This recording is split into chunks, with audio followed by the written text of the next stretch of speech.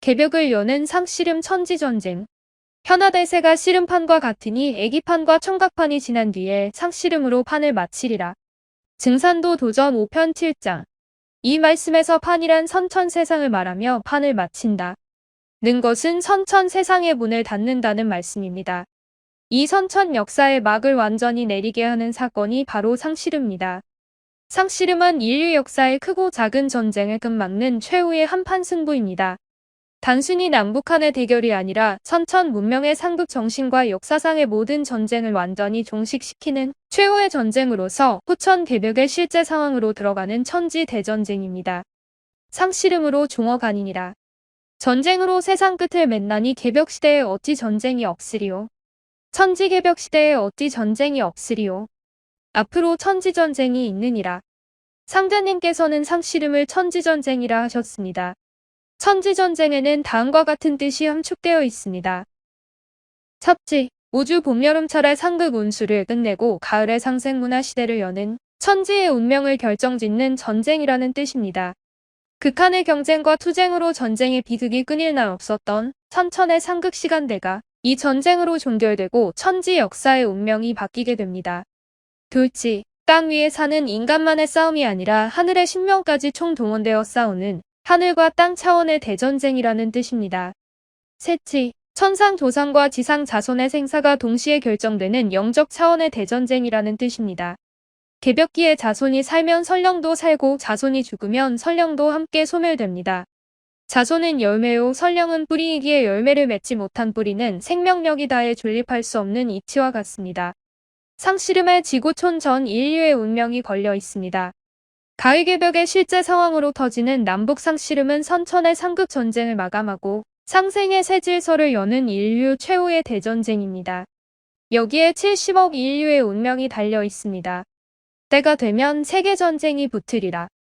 난의 시작은 38선에 있으나 큰 전쟁은 중국에서 일어나리니 이 뒤에 상씨름판이 넘어오리니 그때는 38선이 무너질 것이요 할 사람이 별로 없으리라. 누구도 거역할 수 없고 결코 피할 수 없는 최후의 한판 승부 상씨름. 그 절체절명의 상황이 우리가 살고 있는 바로 이 땅 한반도에서 벌어지게 됩니다. 앞으로 맞이할 남북 상씨름은 동서고금의 그 어떤 전쟁과도 비교할 수 없는 우주사를 바꾸는 가장 강력한 세계 대전쟁입니다. 그 변혁의 거대한 폭풍 속으로 우리 한민족과 온 인류가 휩쓸려 들어가고 있습니다. 천지의 변산처럼 커다란 불덩이가 있으니 그 불덩이가 나타나 부르면 너희들이 어떻게 살겠느냐. 만일 변산 같은 불덩이를 그냥 두면 전 세계가 재가 될 것이니라. 그러므로 내가 이제 그 불을 묻었노라. 증산도 도전 5편 229장. 오늘날 인류는 상극의 불기운이 활화산처럼 타오르는 선천 여름철의 마지막 시간대에 살고 있습니다. 모난과 분노의 불기운은 인간 문명을 파괴하는 무형의 살기로 존재하며 핵무기와 같은 극단적인 대량 살상 무기로 그 형체를 드러냅니다. 그러나 세계를 종말로 이끄는 전면적인 핵전쟁은 일어나지 않습니다. 상제님께서 천지 불을 묻는 매화 화둔 공사로서 극한적인 상극의 대결 구도를 상생의 구도로 전환시켜 놓으셨기 때문입니다. 그러나 파천왕적인 가을개벽의 충격이 오면서 선천의 남법 회원 시대가 끝나는 날 전쟁도 영원히 끝을 맺게 됩니다. 장차 병으로 끝을 막으리라. 선천 역사를 끝맺는 상씨름은 어떻게 막을 내리게 될까요? 상자님은 삼천성도하는 우주섭리를 따라 100여 년간의 남법 회원 시대의 동양 약소민족들이 헤어나고 독립, 발전함으로써 동서양에 기울어진 세력이 균형을 이루도록 하셨습니다. 그러나 동양이 워낙 뒤떨어져 있으므로 상제님은 상씨름의 오선위기로 판을 마치고 병겁을 통해 동서양 힘의 불균형을 바로 잡는다고 하셨습니다. 동서양 싸움을 붙여 기울어진 판을 바로잡으려 하으나 워낙 짝이 틀려 겨루기 어려움으로 병으로서 판을 고르게 되느니라. 앞으로 세계전쟁이 일어난다. 그때에는 인력으로 말리지 못하고 오직 병이라야 말리느니라. 동서양의 전쟁은 병으로 판을 고르리라. 앞으로 지구촌이 상씨름의 소용돌이 속으로 빨려 들어가는 극적 상황에서 병이 들어와 전쟁이 종결된다는 말씀입니다. 그러기에 상제님은 일꾼들에게 후천으로 넘어가는 최대 관문인 병겁 심판에서 구원의 유일한 생명인 의통 공부를 하라고 당부하셨습니다. 상제님께서 말씀하시기를 선천에는 위무를 보배로 삼아 복과 영화를 이 길에서 구하였나니 이것이 상극의 유전이라. 아무리 좋은 것이라도 쓸 곳이 없으면 버림받되고 비록 천한 것이라도 쓸 곳이 있으면 취함바 되나니 이제 서양에서 건너온 무기의 포기에는 짝이 틀려 겨루어 낼 것이 없으리니 전쟁은 장차 끝을 막으리라 하시고 그러므로 모든 무술과 병법을 멀리하고 비록 비열한 것이라도 의통을 알아두라. 사람을 많이 살리면 보은줄이 찾아들어 영원한 복을 얻으리라 하시니라. 이 가을개벽의 병겁 상황에서 도훈이 세운을 주도하여 증산상제님의 일꾼들이 역사의 전면에 등장하게 됩니다. 이 문명개벽에서 가장 그 중대한 전기점은 앞으로 천지전쟁이 있다. 이건 보천교회 교주 되시는 차경호 성도의 아들 그분이 이제 돌아가시기 증언을 했는데 앞으로 천지전쟁이 있느니라. 이제 도전 5편 202장의 말씀인데 뭐 평화를 원하거든 전쟁을 준비하라. 이 전쟁을 알아야 되거든. 전쟁을 통해서 인류가 각성이 되고 역사의 새로운 그 문을 두들기게 되었습니다. 전쟁. 전쟁이 뭐냐? 왜 전쟁을 하지 않을 수 없나? 뭐 전쟁도 여러 가지 양식이 있어. 우리 내면 세계의 이런 영적 전쟁이라든지 또는 평화를 위해서 적이 나를 파괴하려고 하기 때문에 지금 남과 북이라는 것은 결론은 뭐냐? 상극의 대결, 그것은 공멸의 길 뿐이다 이거예요. 그러니까 남북이 상생, 조화, 원시반본으로 돌아갈 때만이 바로 우리 한민족에게는 미래가 있는 거예요. 그러니까 남이 북을 치든 북이 남을 치든 이건 공멸이다 이거예요. 동시적 파괴, 멸망의 길이기 때문에 바로 이런 새 역사를 여는 모든 그 담론의 세문화 주제라는 것은 이 우주의 입법을 근거로 한 이 상제님의 무국 대도에 의해서만 가능한 것입니다.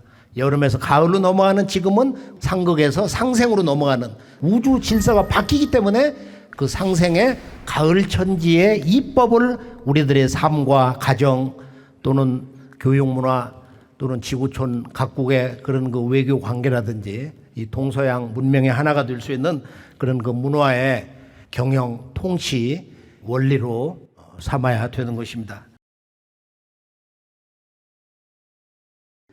자, 이제 상실음판.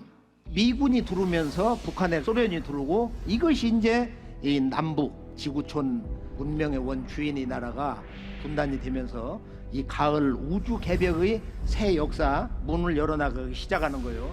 이게 이제 상실음판이고 나의 이런 상실음, 실음판과 같다. 이게 이제 세계 상실음판이야.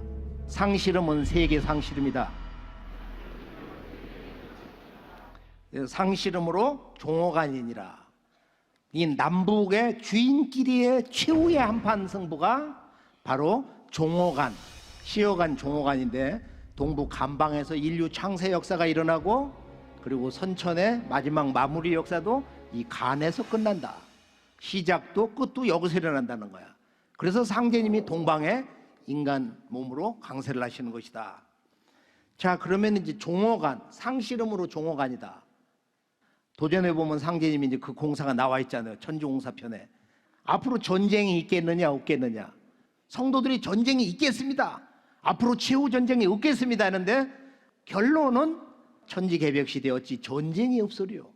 어찌 전쟁이 없겠냐. 지금 남북 보면 맨날 전쟁한다는 소리를 하잖아. 군사훈련하면서 말이에요. 앞으로 천지 전쟁이 있느니라. 근데 이 언어를 번역하기가 어려워서 우리 연구소에 있는 원어민이나 각 언어권에 있는 전문가들이 천지 전쟁이 뭡니까? 하늘 땅이 싸운다는 전쟁입니까? 하늘 땅이 어떻게 전쟁을 하나? 이게 전쟁을 하다 보니까 천지의 질서가 바뀌는 거야. 그 전쟁, 실제적인 마지막 그 최후의 역사 전쟁에서 천지 질서가 뒤집어지더라. 우주의 질서가 전환을 하더라. 즉 개벽이 일어나더라. 그러니까 개벽을 불러오는 마지막 역사 전쟁 또는 개벽으로서만 승부가 나는 마지막 최후의 역사 전쟁. 이것은 상제님의 개벽 진리 코드가 우리가 청소 올리고 이 태을주 이런 여러 주문을 읽으면서 그 기운을 받다 보면은 진리의 그 순수 감성이 마음에서 작동이 되기 시작하면은 천지 전쟁이 뭔가를 정의를 할 수가 있어요. 상제님, 태모님의 그 진리 의식에 부합이 되는 그런 진리 정의를 할 수 있는 것입니다.